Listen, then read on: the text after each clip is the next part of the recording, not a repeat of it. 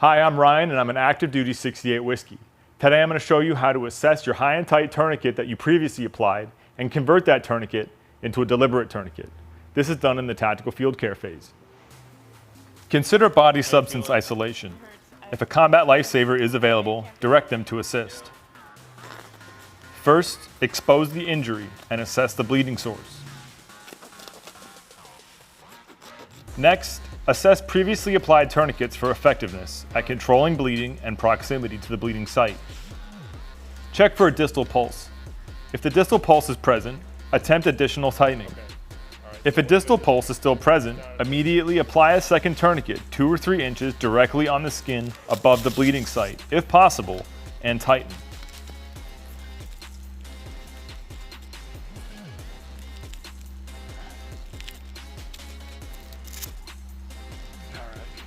Now, slowly release the original tourniquets over 1 minute.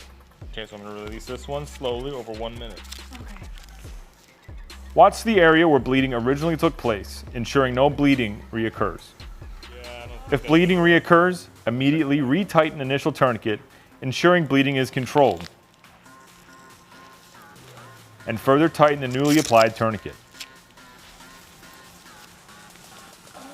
Again, slowly release the original tourniquet over 1 minute until the new tourniquet controls bleeding.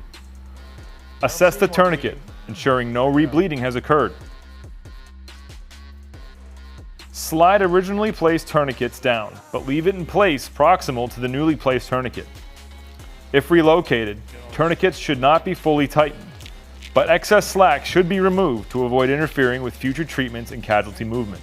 Remember, annotate the time of the new tourniquet placement on the tourniquet.